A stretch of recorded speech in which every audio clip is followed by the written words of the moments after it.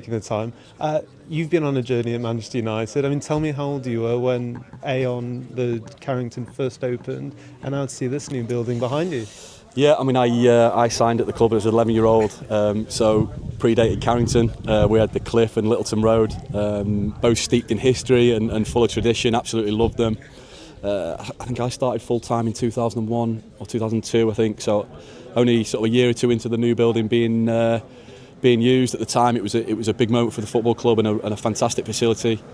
As ever, as time goes on and the sort of game evolves and everything evolves with it, you know, things get updated. We were sort of ready for an update to that. Having been out of the building for a year and going back into it the last couple of days, it's been blown away with how the building looks and the facilities we've now got.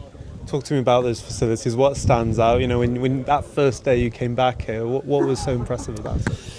I think, look, the size of the football club and the size of the training ground, it's big. I think over the years previously, Carrington had bits added onto it, and the flow had probably faltered a little bit, I think.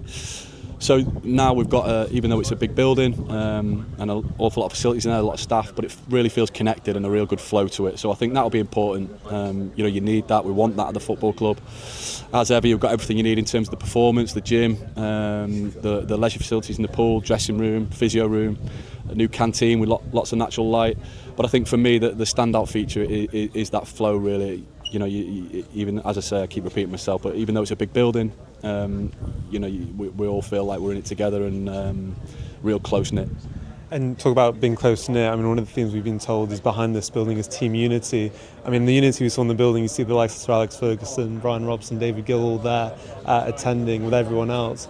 How do you all feel in terms of being close knit? I mean, do you feel under Ruben through this pre-season that you've got even close and you can really attack this season? Yeah, I do. I think from the moment we walked back into pre-season 4 or 5 weeks ago, there's been a real big feeling of that. I think we all know that needed to happen on the back of a challenging year last year, but we're only looking forward. And so far, that's been a real massive feature of what we've had in the last few weeks. Look, when the season starts, there's going to be challenges. No football season doesn't come without challenges. But we're ready to meet those head on, and as I say, the vibe at the minute is a real together one, real unified one, and optimistic and hungry. I think there's a real feel of that at the minute. So just following up on that, the leadership group that you're a part of, driving standards, do you feel that maybe it wasn't a change that was needed, but could be beneficial in terms of more accountability within the dressing room?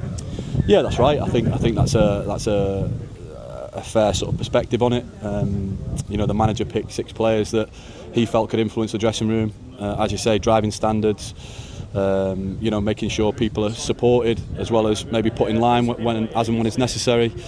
He's been big on that. I'm obviously delighted and very proud to be part of it. We'll do my utmost to make sure that the Man United values are throughout this new building. How does it work? Are you on the fines? Do you look after the fines, the phones in the dressing room? Yeah, I try and avoid fines because they're usually quite contentious, if I'm honest. But it incorporates everything really. I think for me the highest priority is about driving standards and values of the football club. And of course, there's going to be challenges throughout the season. Some players might need support. Some players might need a little bit more. Arm round, whatever it is, it's more about that. But yes, fines are a part of it. It's funny for me. I just wanted to. The building behind you, the new look, transformed Carrington, adds to a sense of optimism. I think people feel after what was, you said, a challenging campaign.